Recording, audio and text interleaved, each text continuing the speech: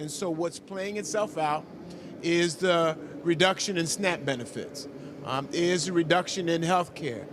The one that has been talked about a lot, Roland, and we got to find some time in future conversations of what's happening in higher education and the costs, the new costs that are going to be had with respect to repayment of your student loan. Well, repayment of student loans. They also are making changes to Pell Grants as well.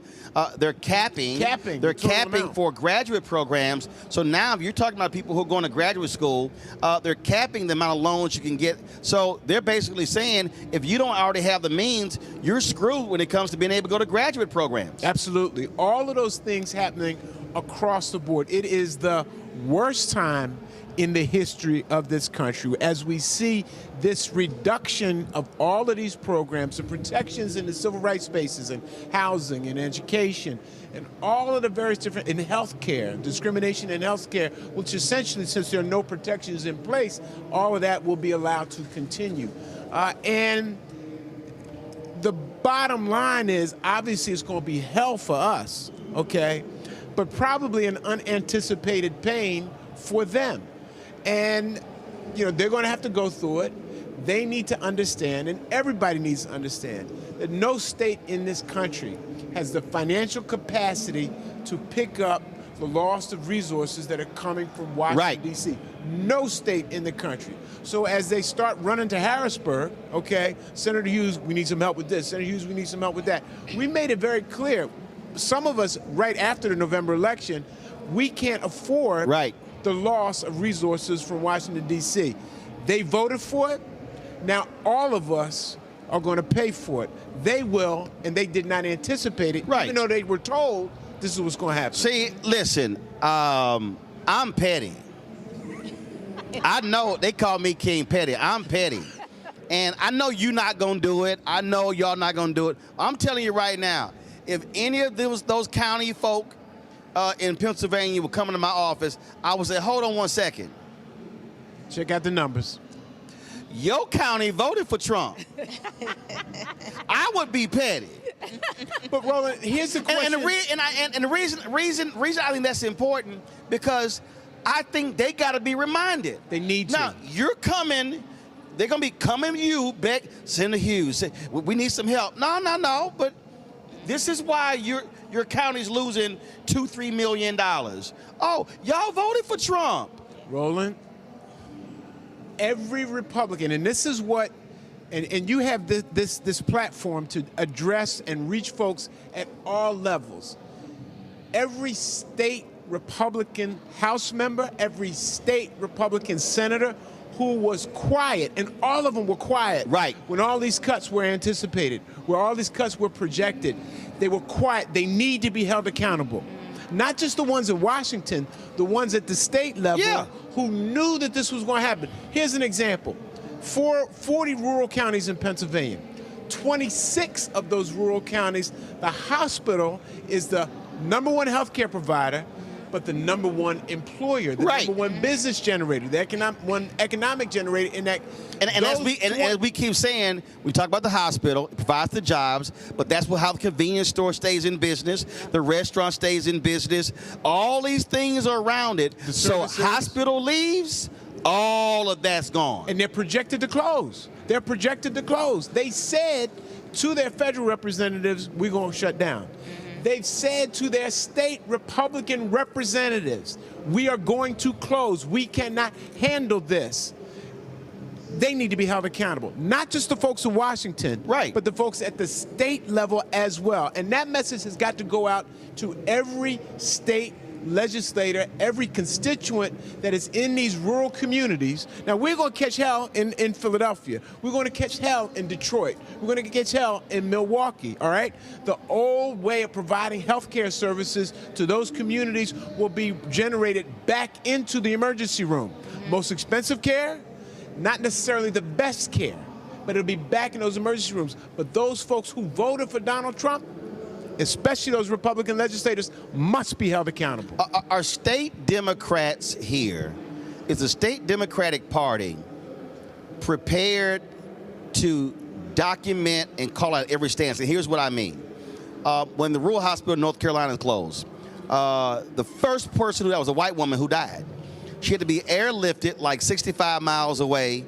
She died. To me, this is one of those things where state Democratic Party should say, so-and-so got sick, hospital closed, had to travel X, she or he passed away.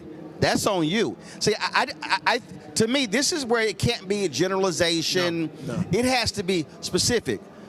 Y'all contributed to her death. And they got to own that. And they got to be able to say, no, that's y'all boy. Y'all voted for him. Y'all backed him. Y'all endorsed him.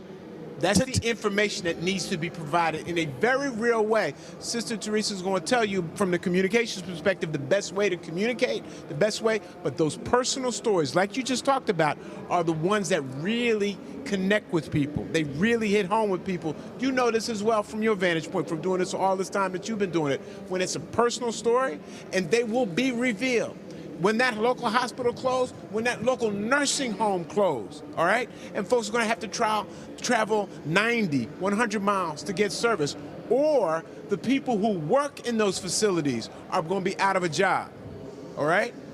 Those stories need to be told, all right? They need to be told. And state Democratic parties have the obligation to tell those stories. Hey, Teresa, downstairs, they have these huge pop-ups of all the last, I think, 8 or 10 alpha general presidents. That's what I'm talking about. I would probably have a placard the size of that wall right there behind me, and I'd be like, see, this one right here. That, to me, that's what you have to do. I just believe that nationwide, Democrats are playing a soft game. And what I mean by that, just like we saw when they walked out of the hearing, Senate Judiciary hearing on yesterday. My deal would be, we stopping everything. I'm putting a hold on everything. You cannot play the old game of my colleague, all this sort of stuff. No. You got to go hardcore. And so, perfect example, J.D. Vance here. Yo, J.D. Vance should have been met by 5,000 people. Absolutely. He lying. I just think the game has changed. How you combat the opposition has absolutely changed. Democrats have got to be hardcore gangster everywhere to deal with what's happening right now. You know, Democrats, I totally agree. I think Democrats need to be as radical as the Republicans have been this entire time. I think they have been bold. I think their commentary, especially if you watch Fox News and some of the other online digital platforms that are conservative-centered, they have been real specific on calling out individuals by name, by district, by fiscal responsibility, and it's been working. Because if you start to see the talking points in social media and the replies thereof, it's all about the attacks. Now, we're not saying we want you to attack the elected, but we want you to hold them accountable. The way you hold people accountable is by telling what the facts are, and then also resharing the facts, not speculating, I believe this is my colleague, I believe this is, so-and-so that's doing it, or saying it's a general body as a whole, but like you said, shutting it down, making your voice heard, and meeting them where they at. I'm also a little bit disappointed. When we have, our beloved President Obama saying that Democrats need to get tougher, or, our current DNC Obama came out talking about folks need to stop navel gazing. Seriously, President Obama, I need you to sit down. No, I'm going to go ahead and say that because the reality is there are people who are fighting. Yeah. There are people who are swinging. There are people, they're not navel gazing. Right. They are out here swinging. No, bro, you out here making movies. I mean, we're just going to call it what it is. This is not a time for soft leadership. Right. And again, everybody operates with, you know what, he not going to really go that far. The Democrats right now are trying to defend institutions. They are trying to decimate institutions. Correct. So you got to understand the game that you're now playing. They don't care Yeah, we're seeing it here at home, right? So, University of Penn's a great example. They've had their trial and error with the Trump administration.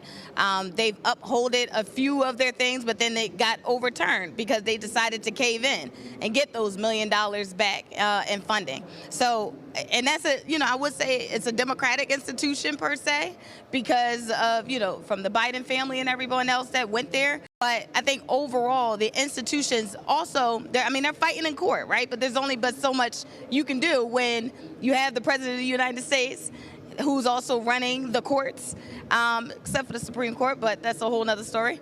So I think there's an opportunity there, but I think going back to the original point, radical Democratic leadership is what I think everybody is more so looking for right now.